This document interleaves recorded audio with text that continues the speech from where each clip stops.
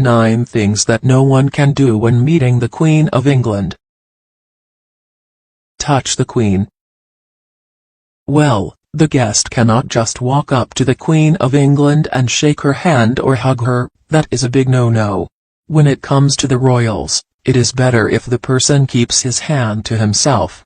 While the Queen might reach out a hand for you to shake, it's considered bad manners for guests to initiate any sort of physical contact with the reigning monarch.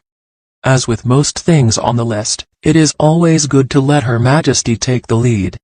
In 2017, Canada's Governor, David Johnston, was all over the news in Britain just because he gently held Queen Elizabeth II's elbow to ensure she didn't stumble down. He had breached the royal protocol and had to give a statement, and on other hand, the Queen acted cool about it. Using French words. Using French words well, one cannot expect the long battle between the two countries to wear off overnight. To use French words while chatting with the Queen is one of the most impolite things to do. It is good if the person doesn't know French, but it is better if he memorizes the British dictionary. Show up empty-handed. Everybody likes gifts and the Queen is no exception. It is basic etiquette that when visiting someone, especially the royal, one should not go empty-handed.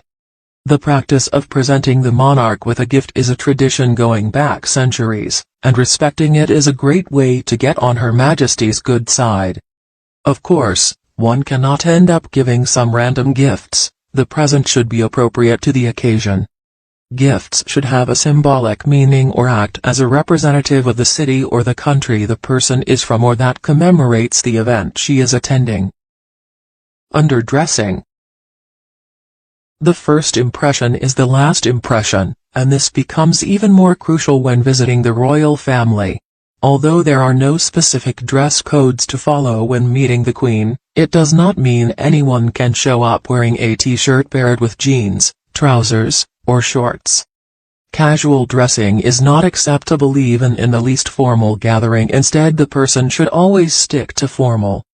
Men are expected to wear a proper suit while the women can wear a dress or a jacket and skirt.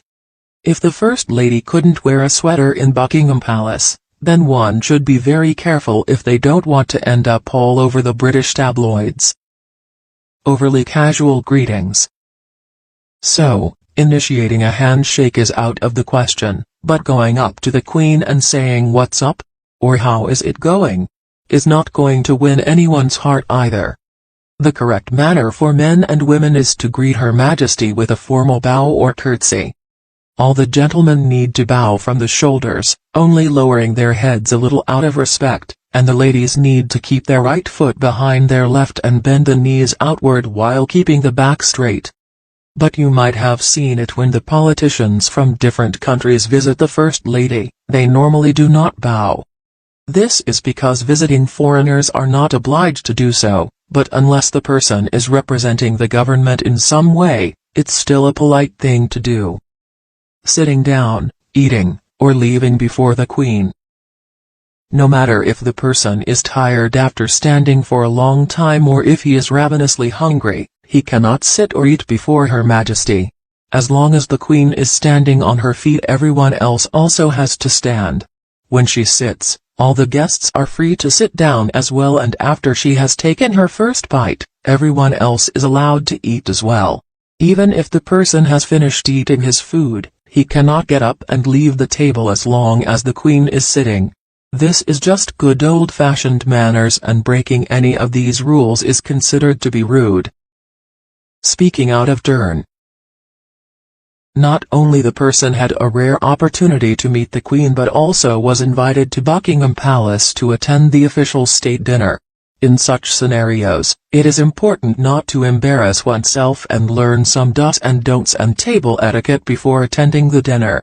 The first and crucial thing to do is to note where the person is seated, because as per rules, the guest of honor is always made to sit directly beside the Queen's right.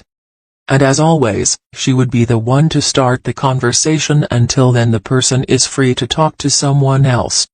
In general, it's considered good form to let the Queen begin the conversation anyway. So if you follow that rule, you won't need to worry about the correct speaking order.